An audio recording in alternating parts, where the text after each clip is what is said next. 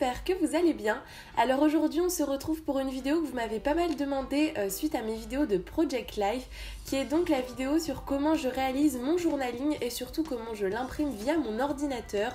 Donc du coup je vous avais dit que j'avais gardé les dernières pages de mon album de la Réunion pour vous montrer cette technique et c'est ce qu'on va faire aujourd'hui. Donc si cette vidéo vous plaît, n'hésitez pas à me mettre un petit pouce bleu et à me dire du coup dans les commentaires comment vous faites pour imprimer votre journaling.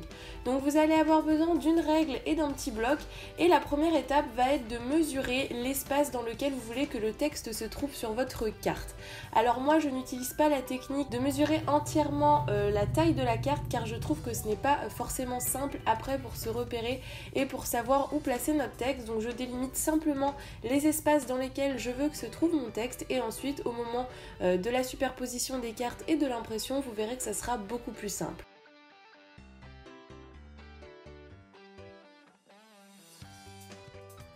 Je m'occupe aussi de délimiter les espaces dans lesquels je voudrais que mes calques se trouvent car aujourd'hui je vais vous montrer comment imprimer sur vos cartes de journaling mais aussi la technique du calque car j'ai eu aussi pas mal de questions à ce propos.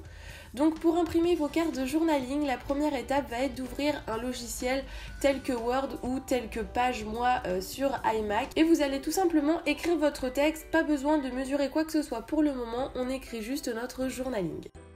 Une fois tout notre journaling écrit, on va essayer de disposer les textes en fonction de la forme de nos cartes et on va venir recadrer cette fois-ci nos encadrés de texte pour qu'ils aient la mesure qu'on a délimitée lors de nos prises de mesure sur nos cartes.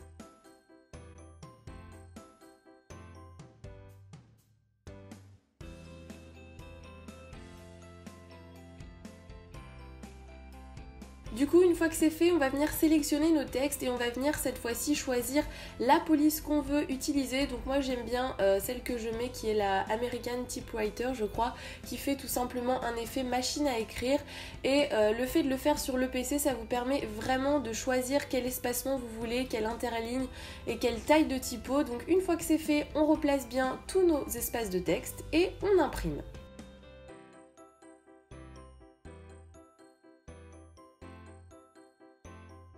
Du coup, voilà ce que ça donne. Donc pour l'instant, pas de panique, c'est normal que vous n'ayez rien sur vos cartes. Donc la prochaine étape, on va venir sortir nos cartes de notre Project Life et on va venir les placer sur notre première impression.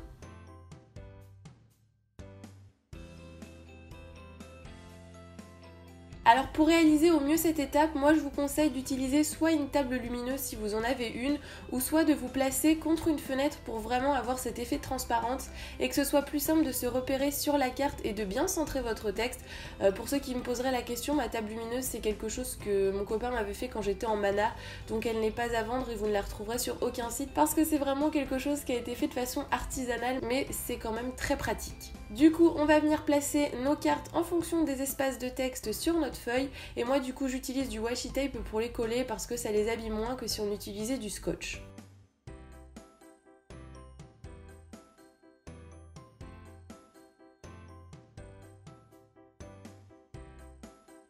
Une fois que c'est fait, l'étape cruciale va être de venir disposer notre feuille dans notre imprimante. Alors ça dépend des imprimantes, mais moi il faut que je la mette à l'envers et dans le sens d'impression au niveau de la hauteur pour que ça s'imprime correctement. Après ça il faut vraiment que vous voyez en fonction des réglages de votre imprimante.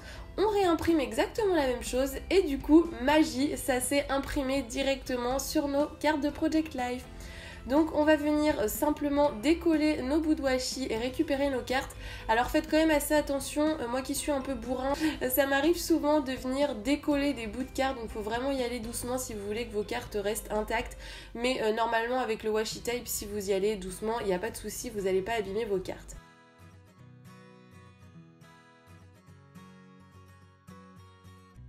Du coup voilà ce que ça donne, donc franchement je trouve que ça fait vraiment bien le dupe d'une machine à écrire et la technique est vraiment très simple. Donc on n'a plus qu'à replacer nos cartes dans notre Project Life et le tour est joué.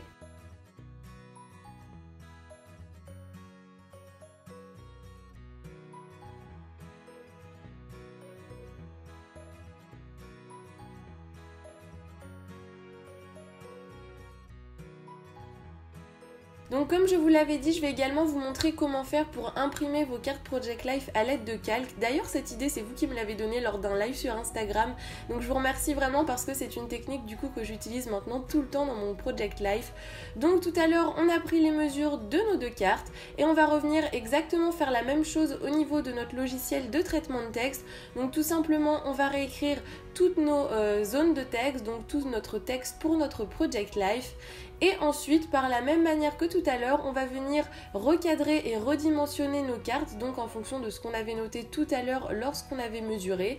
Et on va venir remodifier la typographie, la taille, l'espacement, etc. Et on va tout simplement venir imprimer.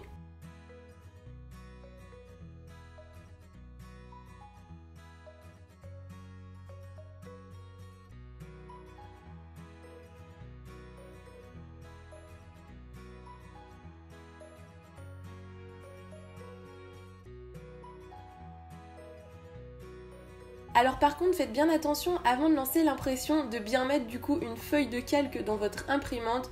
Moi je fais pas de réglage particulier, ça fonctionne bien. Et du coup une fois qu'on a imprimé notre texte sur notre calque, il ne nous reste plus qu'à redimensionner et redécouper notre calque à la taille de notre texte.